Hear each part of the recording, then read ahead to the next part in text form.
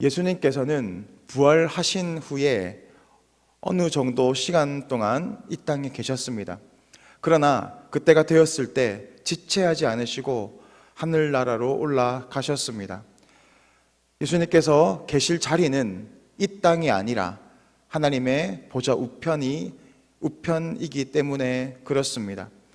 예수님은 이 땅에 계실 때에도 자신의 소속이 어디인지를 분명히 아셨습니다. 예수님은 이 땅에 속해 있는 것이 아니라 하나님의 나라에 속한 그런 존재임을 늘 자각하고 계셨습니다. 그래서 요한복음 8장 23절에서 예수님은 이렇게 말씀하십니다. 너희는 아래에서 났고 나는 위에서 났으며 너희는 이 세상에 속하였고 나는 이 세상에 속하지 아니하였느니라. 예수님은 자신이 있어야 할 곳을 정확히 아셨습니다. 비록 이 땅에 계신다 하실지라도 예수님이 거하실 곳, 예수님이 계실 곳은 바로 하나님의 나라였다라는 것을 분명히 아셨던 것입니다. 우리는 이 땅에 살아가고 있습니다. 우리의 국적은 대한민국 국적입니다. 그래서 우리는 대한민국에 살고 있고 또 한국말을 하고 또 한국 문화 가운데 살아가고 있고 또 무엇보다도 법을 지키며 살아갑니다. 우리가 잠시 외국으로 나갈 수 있습니다. 외국에 나가 있는다고 해서 우리가 그 나라 사람이 되는 것이 아니지 않습니까? 우리가 여행을 가든지 어떤 일로 일해서 가든지 우리가 외국에 있다 할지라도 우리의 정체성은 대한민국 국민입니다. 요즘은 외국에 나가면 대한민국 코리안이라고 하면 참 사람들에게 인정을 받는다고 합니다. 과거에는 코리아라고 하면 잘 알지도 못했는데 지금은 코리안이다고 이야기하면 사람들이 엄지손가락을 치켜 세우고 같이 있고 싶어하고 또 흥미를 가진다고 합니다. 아마 한류 영향 때문에 그럴 것입니다. 반대로 중국인이라고 하면 무시를 당하고 또 불이익을 당한다고 합니다. 그러니까 이제는 우리가 외국에 나가서 어디서 왔냐고 물으면 코리안이라고 당당하게 대답할 수 있습니다. 그래서 심지어 중국 사람들은 하도 무시를 당하니까 외국에 나가면 난 한국 사람이다, 코리안이다 라고 이야기를 한다고 하는 것입니다. 이처럼 우리는 대한민국 국민이고 또 나가서도 자랑스럽게 나는 코리안입니다 라고 이야기할 수 있는 것입니다. 예수님께서도 마찬가지셨습니다. 예수님께서 이 땅에 성육신 하셨지만 자기가 어디에 속했는지를 분명히 아셨을 뿐만이 아니라 하나님 나라의 주인으로서의 그런 모습을 보이셨습니다.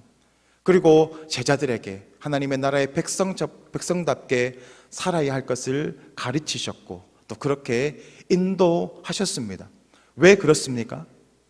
예수님을 통하여 우리들 역시, 제자들 역시 하나님의 나라의 백성이 되었기 때문에 그렇습니다. 하나님 나라의 백성이 되었다면 하나님 나라의 백성답게 사는 것이 마땅한 줄 믿습니다. 사도는 오늘 본문에서 우리가 그리스도와 함께 죽었고 또 살리심을 입었고 그와 연합된 존재가 되었다라고 말합니다. 그것은 곧 우리가 하나님의 백성이 되었고 또 천국의 시민권을 가진 사람이다라는 것을 말하고 있습니다. 우리가 하나님의 나라의 백성이 되었다면 하나님의 나라의 법을 지키고 하나님 나라의 백성답게 살아가는 것이 마땅합니다. 그래서 사도는 2절에서 위의 것을 생각하라라고 권면하고 있습니다.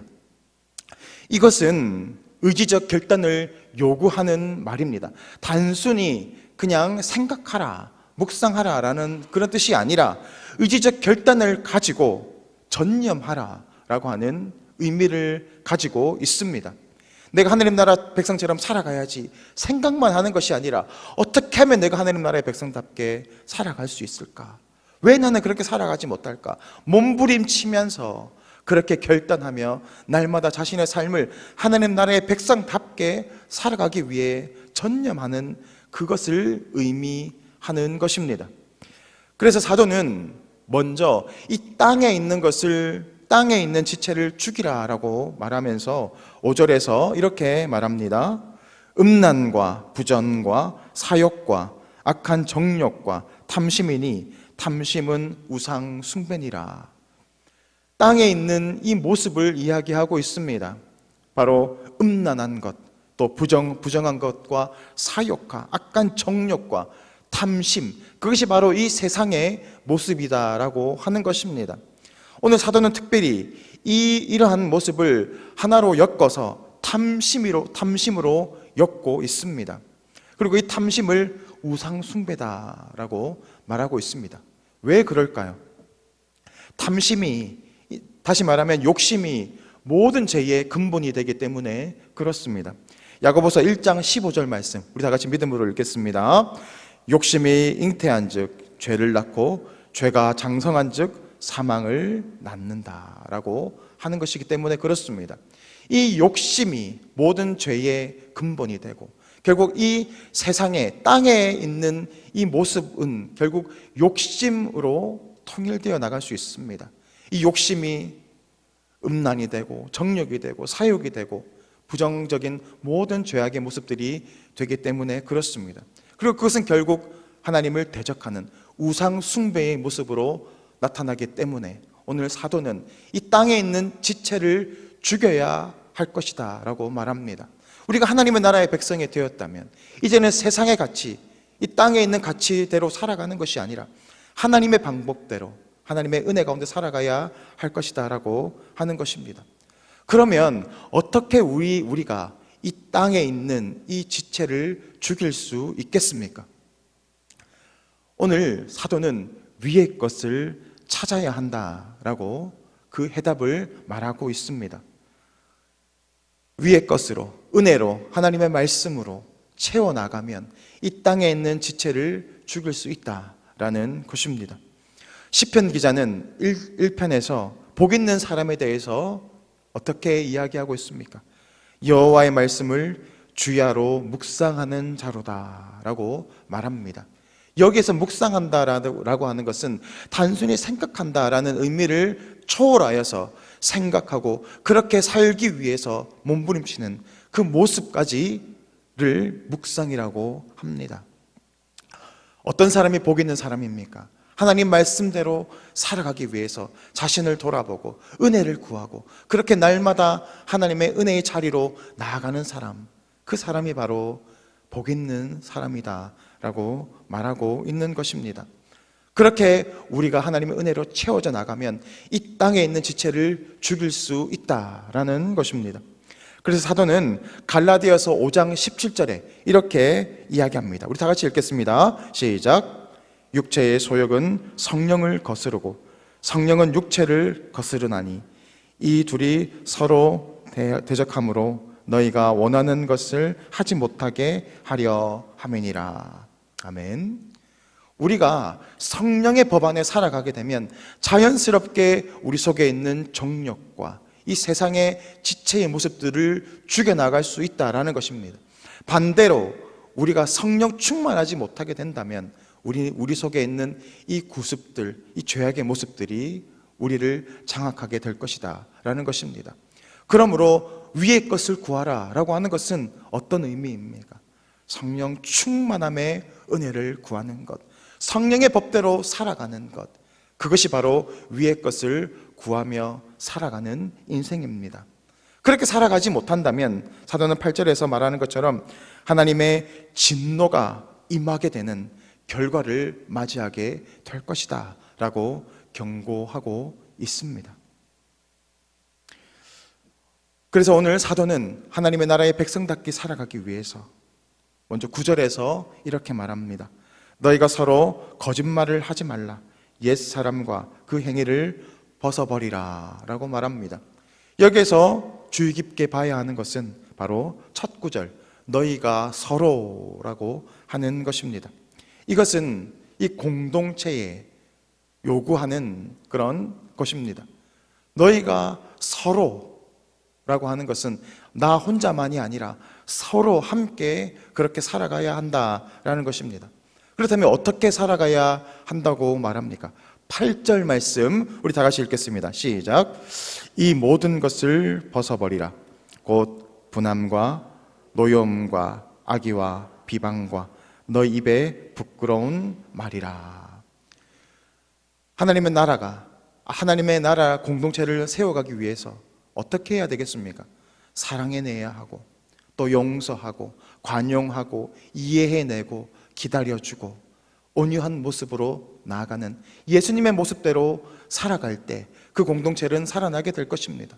반대로 이처럼 분을 내고 또 서로를 노여워하고 악의와 비방으로 나아갈 때 그 공동체는 이미 하나님의 나라가 아닌 것입니다. 열매로 그 나무를 알 것이라고 하였습니다. 우리의 입술의 열매는 어떻습니까? 우리의 입술의 열매가 오늘 우리 속에 어떤 모습으로 살아가고 있는지를 드러나게 될 것입니다. 때로는 마음에 들지 않을 때도 있습니다. 때로는 미운 마음이 들 수도 있습니다. 그렇지만 우리는 하나님 나라의 백성입니다. 그렇다면 예수님의 그 모습대로 사랑해내고 관용하고 이해하고 기다려주는 모습으로 나아가야 할 줄 믿습니다. 그래서 사도는 하나님의 나라의 백성된 우리의 정체성을 이렇게 말합니다. 10절 말씀 우리 다 같이 읽겠습니다. 시작. 새 사람을 입었으니 이는 자기를 창조하신 이의 형상을 따라 지식에까지 새롭게 하심을 입은 자니라. 아멘. 우리는 예수님의 죽으심과 부활과 연합된 사람입니다. 그것은 곧 하나님의 백성이 되었다라고 하는 것을 의미하는 것입니다. 그렇다면 그에 합당한 모습으로 살아가야 할 줄 믿습니다. 이제는 과거의 옛사람을 벗어버리고 새 사람을 입었고 이제는 우리의 생각까지 완전히 변화된 사람입니다. 그러나 여전히 우리는 연약하기에 여전히 죄악의 모습들이 우리 가운데 나타납니다. 오늘도 성령의 충만함 가운데에서 옛사람을 죽여버리고 우리 속에 그리스도의 모습이 살아나서 가는 곳곳마다 사람을 세우고 살리고 또 그렇게 붙잡아내는 복된 복음의 도구로 쓰임받는 인생 되시기를 주님의 이름으로 축복합니다. 이 시간 화면을 보시고 기도의 제목을 다 같이 읽겠습니다. 땅의 지체를 죽이고 위의 것을 구하며 살게 하옵소서. 하나님 나라 백성의 정체성을 가지고 살아가게 하옵소서. 아멘. 이 시간 다 같이 기도하겠습니다. 사랑의 하나님 아버지, 은혜를 감사를 드립니다. 오늘도 우리 가운데 구원의 은혜를 허락하여 주시고 하나님의 백성으로 살아갈 수 있도록 날마다 우리 가운데 능력 허락하여 주시니 감사합니다. 날마다 은혜에 합당한 모습으로 살아갈 수 있도록 성령의 충만함을 허락하여 주시고 은혜의 자리를 떠나지 아니하도록 날마다 우리를 붙잡아 주시옵소서. 그리하여 하나님 백성의 하나님 형상에 새롭게 다심을 입은 위대한 인생으로 살아갈 수 있도록 주님 도와주시옵소서. 감사를 드리며 예수 그리스도 이름으로 기도드립니다. 아멘.